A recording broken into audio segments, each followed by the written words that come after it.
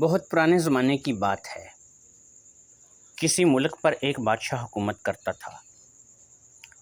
اس بادشاہ کا ایک ہی بیٹا تھا جو کہ انتہائی ضدی اور خود سر تھا۔ بادشاہ اپنے بیٹے سے بہت تنگ تھا مگر اسے چھوڑ بھی نہیں سکتا تھا کیونکہ بہرحال وہ اکلوتا بیٹا تھا۔ بادشاہ کو اس مسئلے کا ایک ہی حل نظر آیا۔ اس نے سوچا اگر میں اپنے بیٹے کی شادی کروا دوں تو ہو سکتا ہے کہ شادی کے بعد میرا بیٹا ٹھیک ہو جائے اور یہ ضد کرنی چھوڑ دے۔ اس بات کو سامنے رکھ کر بادشاہ نے اپنے بیٹے کی شادی اپنے دوست بادشاہ کی بیٹی سے کرنے کا فیصلہ کیا۔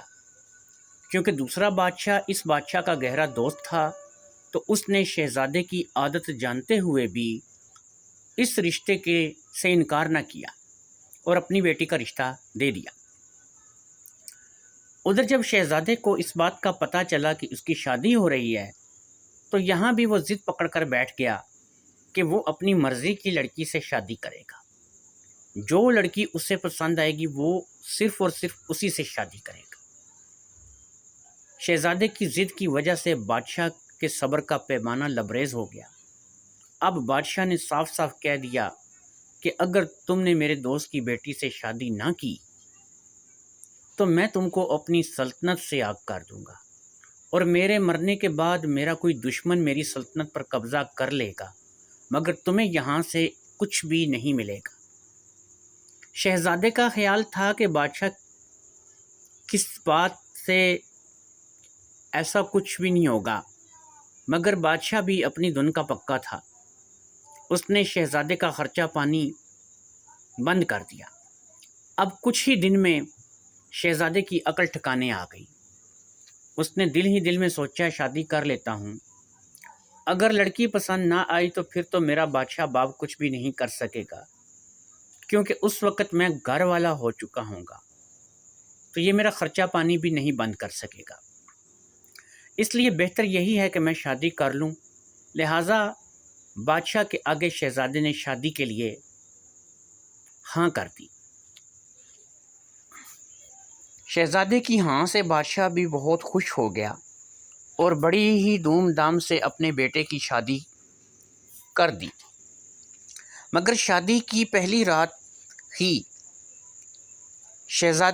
شہزادے کو پسند نہیں آئی اور شہزادے نے اسے صاف صاف کہہ دیا کہ میں نے تو اپنے باپ کی مجبور کرنے پر تم سے شادی کر لی ہے، مجھے تم ذرا بھی پسند نہیں ہو۔ وہ شہزادی بھی کچھ اتنی ہی سیانی نہیں تھی۔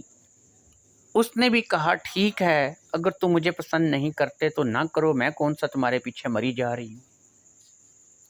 وقت اسی طرح گزرنے لگا اور اب بادشاہ کو اس بات کا احساس ہوا کہ اس سے بہت بڑی غلطی ہو گئی ہے۔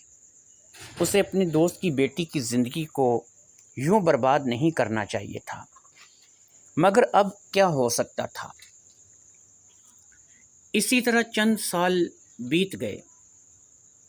شہزادہ اور شہزادی کی دوری کبھی کم نہیں ہوئی۔ نہ ہی شہزادہ پسند کرتا تھا شہزادی کو اور نہ ہی شہزادی پسند کرتی تھی۔ دونوں کا یہی حال تھا۔ ان دونوں کو لے کر بادشاہ بے حد پریشان تھا مگر اس بات کا حال بادشاہ کو سمجھ میں نہیں آ رہا تھا۔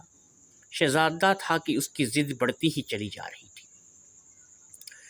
ایک دن شہزادہ بادشاہ سے کہنے لگا، میں شکار کھیلنے جاتا ہوں۔ بادشاہ نے اس سے کہا، آج سے پہلے تم نے کبھی شکار نہیں کھیلا، تم ناتجربہ کار ہو، اس لیے کوشش کرو کہ تم شکار پر مت جاؤ۔ اب اپنی عادت سے مجبور شہزادہ کہنے لگا، اس نے کہا یہ ہو ہی نہیں سکتا، میں تو شکار پہ جاؤں گا۔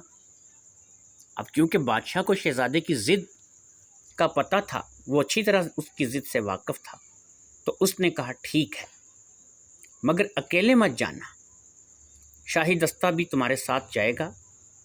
اس بار شہزادہ مان گیا اور شاہی دستے کے ہمراہ شکار کے لیے نکل کھڑا ہوا۔ شہزادہ کیونکہ پہلی بار شکار پر آیا تھا اس لیے اسے کچھ بھی شکار کے بارے میں پتہ نہیں تھا۔ جنگل میں گھومتے گھومتے شہزادے کو ایک ہرن نظر آیا۔ اب شہزادے نے اس ہرن پر تیر چلایا مگر تیر ہرن کو نہ لگا۔ اب کیونکہ شہزادہ اپنی ضد سے مجبور تھا اس لیے اس نے اس ہرن کا پیچھا شروع کر دیا، مگر ہرن بھی بہت تیز تھا، وہ کسی طرح بھی شہزادے کی پکڑ میں بالکل بھی نہیں آ رہا تھا۔ شہزادہ جنگل میں بہت دور نکل آیا۔ اب ہوا یہ کہ شاہی دستہ کہیں کا کہیں رہ گیا اور شہزادہ کہیں کا کہیں نکل آیا۔ دن گزرتا جا رہا تھا، رات ہونے والی تھی۔ سارے دن کا تھکا ہوا، بھوک اور پیاس سے بری حالت، اور اسی حالت میں گھوڑے سے گرا اور شہزادہ بے ہوش ہو گیا۔ ادھر شاہی دستہ جنگل میں ڈھونڈ رہا تھا، ادھر شہزادہ جنگل سے بہت دور بے ہوش پڑا تھا۔